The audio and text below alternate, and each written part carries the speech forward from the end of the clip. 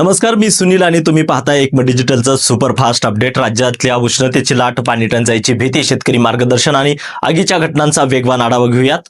मराठवाड्यात एप्रिल महिन्यातच तापमानाचा पारा 41 अंशावर पोहोचला असून वाढत्या उष्णतेमुळे जलसाठे मोठ्या प्रमाणात बाष्पीभवन होत आहेत. तर नदी नाले आणि तलावातील पाण्याची पातळी वेगाने घटत असल्याने आगामी मे महिन्यात पाणी टंचाईची भीती व्यक्त केली जात आहे. तर मांजरा नदीपात्रातील परिस्थितीचा आढावा घेतलाय आमचे प्रतिनिधी नितीन बनसोडे यांनी. एप्रिल महिन्यामध्ये वाढलेलं ऊन आणि वाढलेला तापमानाचा पारा पाहता नदी नाल्याचं जे पाणी आहे ते बाष्पीभवनामुळे मोठ्या प्रमाणामध्ये कमी होताना आपल्याला दिसतंय. मी सध्या उभा आहे मांजरा नदीवरती. मांजरा नदीचं हे पात्र आहे. गेल्या काही दिवसापासून उन्हाचा पारा एवढा वाढला आहे, तापमानात एवढी वाढ झाली आहे की तापमान दररोज 41 अंश सेल्सिअसच्या वर जात आहे.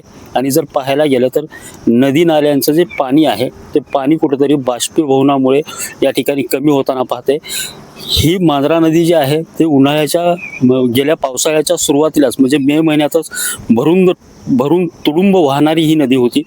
मे महिन्यातच ही नदी पूर्णपणे भरून वाहत होती. मात्र आता एप्रिल महिन्यामध्ये जर या मांजरा नदीचं पात्र पाहायला गेलं तर पूर्णतः कोरडं या ठिकाणी पाहायला मिळते. तुरळक ठिकाणी पाण्याचे काही डबके या ठिकाणी दिसत आहेत.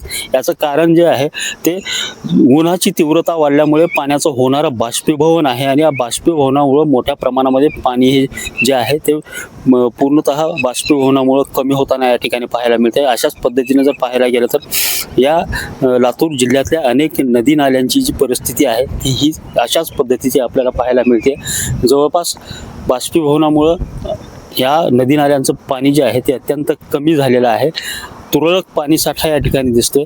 जर अशाच पद्धतीचं ऊन जर येत्या काळामध्ये राहिलं, अशाच पद्धतीचा उन्हाचा पारा जर येत्या काळामध्ये राहिला, मे महिन्याच्या मध्ये जर मे महिन्यात जर आणखीन उन्हाचा पारा जर वाढला, आणखीन उन्हाची तीव्रता जर वाढली तर हे बाष्पीभवनाचं प्रमाण आणखी तीव्र होणार असून नदी नाल्यांचं हे जे पाणी आहे ते झपाट्याने कमी होणार आहे. एकूणच परिस्थिती पाहता असाच जर उन्हाचा तीव्रतेचा कहर जर राहिला तर पाणी साठ्यामध्ये मोठ्या प्रमाणात घट होणार आहे आणि येत्या काळामध्ये पाणी टंचाईला देखील सामोरं जाण्याची चिन्ह या ठिकाणी निर्माण होताना दिसणार आहेत. कॅमेरामन सुनील गवळीसह नितीन बनसोडे, एकमत डिजिटल, लातूर.